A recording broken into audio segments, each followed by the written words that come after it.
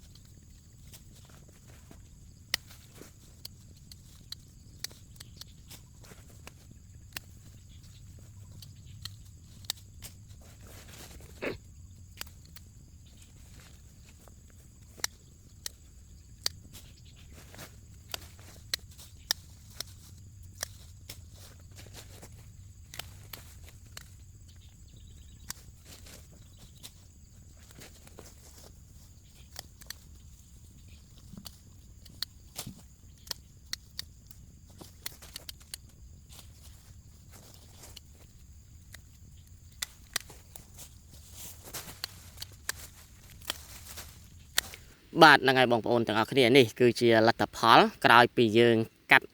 មែកចេញពីដើមមកអញ្ចឹងគឺយើងកាត់ជ្រើសរើសយកមែកណាដែលរឹសចាស់ហើយមានរឹសយាងល្អដូចខ្ញុំបានបញ្ជាក់បងប្អូនអញ្ចឹងបងប្អូនមើលទស្សនាថារឹសល្អបែបហ្នឹងហើយនឹងមានរឹសបែករឹសអីល្អបែបហ្នឹងអញ្ចឹងក្រោយពីយើងកាត់ហើយមិនមែនយើងយកទៅដាំទេបងប្អូនណាអញ្ចឹងក្រោយពីយើងកាត់ហើយគឺយើងយកមកផ្សំដាក់ក្នុងថង់បែបនេះបើសិនតែយើងយកដាំក៏វារស់ដែរប៉ុន្តែវាអត់មានភាគរយនៃការរស់បានច្រើនហើយមួយទៀតធ្វើឲ្យយើងក្នុងការពិបាកថែទាំពីព្រោះអីដំណាក់កាលនេះគឺជាដំណាក់កាលដែលយើងប្រុងប្រយ័ត្នដែរបើយើងមិនថែទាំឬយើងធ្វើឲ្យបានល្អនោះទេធ្វើឲ្យប្រព័ន្ធរឹសដែលយើងយកមកហ្នឹងវារលួយវិញហើយទោះវាដុះរឹសចេញមករៀងចាស់រៀងអីប៉ុន្តែបើសិនជាយើងយកទៅដាំស្រាប់តែមេឃភ្លៀងខ្លាំងពេកទឹកជោកជាំពេកក៏វាធ្វើឲ្យរលួយរឹសបើសិនជាអត់មានភ្លៀងពេកធ្វើឲ្យប្រព័ន្ធរឹសអត់ដំណើរការល្អធ្វើឲ្យដំណាំយើងក៏អត់លូតលាស់ល្អដែរអញ្ចឹងគឺទៀមទាយើងយកមកធ្វើការដាក់ក្នុងថង់ដើម្បីយើងមើលថែទាំវាដើម្បីឲ្យវាចេញត្រួយថ្មីឲ្យវាមានកម្លាំងនៃមែកធ្វើឲ្យរឹសវារឹសល្អធ្វើឲ្យត្រួយវាល្អឬមួយទៀតធ្វើឲ្យស្លឹកអីមានច្រើនចេញបដូលអីបានលូតលាស់ល្អអញ្ចឹងយើងងាយស្រួលក្នុងការថែទាំបងប្អូនអញ្ចឹងយើងទៀមទាក្នុងការធ្វើការដាក់ច្រកដីផ្សាំដីបែបនេះសិនហើយក្នុងដំណាក់កាលនេះក៏ខ្ញុំចង់ជម្រាបបងប្អូនឲ្យបងប្អូនប្រុងប្រយ័ត្នក្នុងការធ្វើការច្រកថង់នេះដែរបើសិនជាបងប្អូនធ្វើការច្រកថង់នេះមិនបានត្រឹមត្រូវធ្វើឲ្យបងប្អូនខាតបាត់មានន័យថាបងប្អូនខំផ្សាំរយៈពេល3ខែឬក៏2ខែកន្លះហើយតែបងប្អូនមកចុងក្រោយឡើងខុសត្រង់ចំណុចនេះគឺធ្វើឲ្យយើងខាតបង់ទៅវិញនោះដែរបាទអញ្ចឹងត្រង់ចំណុចនេះគឺខ្ញុំចង់បញ្ជាក់បងប្អូនចំណុចមួយគឺបងប្អូនធ្វើការច្រកដីឲ្យបានល្អទី1ទី2បងប្អូនធ្វើការប្រុងប្រយ័ត្នមែនតែនក្នុងការដាក់ដីចូលក្នុងថង់ហើយអ្វីដែលប្រយ័ត្នសំខាន់បំផុតគឺត្រង់ដែលបងប្អូនចាប់ក្នុងការបកថង់ដែលយើងផ្សាំជាប់មែកនឹងចេញហើយយើងយកមកដាក់ក្នុងដីថ្មីនោះគឺប្រយ័ត្នកុំឲ្យបែកខ្ជូងអង្កាមដែលយើងបានចងឬក៏រឹសវាកំពុងតែចាក់ច្រេះហ្នឹងតែបងប្អូនដាក់ឲ្យបែកឬបែកអីចាក់ច្រេះនោះគឺមិនរស់នោះទេហើយអ្វីដែលខ្ញុំរីកខមមិនបងប្អូនទៀតក្នុងការធ្វើការដើម្បីបកកុំឲ្យបែកហើយវានៅដុំឬក៏វាបែកតិចតួចគឺបងប្អូនចាប់ហែកពីមាត់ថង់បងប្អូនបានល្អអញ្ចឹងបងប្អូនចាប់តាមហែកដោយដៃកុំឲ្យប្រើកាបិតប្រើអីក្រៃលោយកកាបិតឆូតប៉ះឬបែកអញ្ចឹងបងប្អូនបើកថ្នមដូចខ្ញុំបានបញ្ជាក់នេះទៅគឺដុំនៅទាំងហ្នឹងតើបងប្អូនកាន់អញ្ចឹងក៏វារុះដែរបើវារុះដូចខ្ញុំថាយ៉ាងវារុះតិចតួចដូចខ្ញុំឃើញរុះនេះក៏រុះតិចតួចដែរបងប្អូនណាហាមចុងក្រោយឡើងបងប្អូនលេងមកអាខ្ជុំកាមនឹងបែកអស់នៅតែរឹសបងប្អូនយកទៅដាក់ក្នុងដីក៏អត់រស់ដែរបងប្អូនណាកន្លែងនេះហើយគឺជាចំណុចសំខាន់ដែលខ្ញុំចង់បញ្ជាក់បងប្អូនបាទហើយនឹងមួយទៀតបងប្អូនដាក់ទៅក្នុងនោះគឺបងប្អូនយកដីយើងដាក់ដីចូលហើយគឺបងប្អូនយកដៃចកត់គៀនថង់ហ្នឹងបងប្អូនគៀនដោយសារដុំខ្ជុំកាមដែលយើងដាក់ដើមខ្ជុំកាមយើងដាក់ចំកណ្ដាលថង់អញ្ចឹងបងប្អូនចុចដៃគៀនហ្នឹងទៅណាបងប្អូនកុំឲ្យចុចទៅចំកណ្ដាលធ្វើឲ្យបែកនឹងដែរហើយបងប្អូនលាក់កំហាប់ដីឲ្យបានរៀងតឹងល្មមតែបាទអញ្ចឹងដូចខ្ញុំលើកលាក់ឲ្យបងប្អូនមើលអញ្ចឹងលាក់ល្មមទៅគឺវាតឹងល្អតែបើបងប្អូនច្រកធូរពេកក៏អត់កើតដែរបងប្អូនណាវាយើងដាក់ទឹកទៅវានឹងអាចទុនចលនាធ្វើឲ្យប្រព័ន្ធរឹសវាអត់ចាប់ដែរអញ្ចឹងកន្លែងហ្នឹងបងប្អូនធ្វើរៀងហាប់ដីល្អបាទអញ្ចឹងបងប្អូនអាចមើលសកម្មភាពខ្ញុំនេះបងប្អូនរឹតតែយល់ច្បាស់បន្ថែមទៀតដែរពីព្រោះដែលតាមខ្ញុំដឹងថាពេលខ្លះយើងមើលតែកាយវិការក៏យល់ពេលខ្លះបងប្អូនស្ដាប់តែសំឡេងក៏យល់អញ្ចឹងអ្វីនេះខ្ញុំបង្ហាញទាំងពីរទាំងកាយវិការទាំងរូបភាពអីទៅទន្ទឹមគ្នាបងប្អូនកាន់តែយល់ច្បាស់អញ្ចឹងបងប្អូនអាចទស្សនាបន្ថែមបងប្អូននឹងកាន់តែជ្រាបពីព័ត៌មានដែលខ្ញុំចង់ចែករំលែក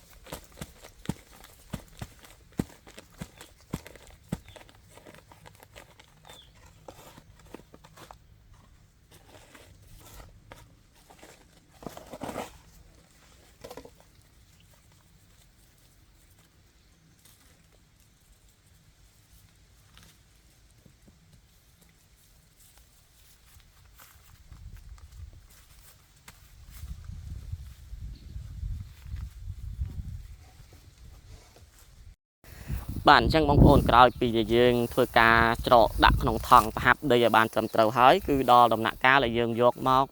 thay rẽ xa thao thà rẽ xa tục đập bay ở trâu bình lư ngày khác hai nâng miền lục chẳng bóng ôn rồi tì tắng cùng oi miền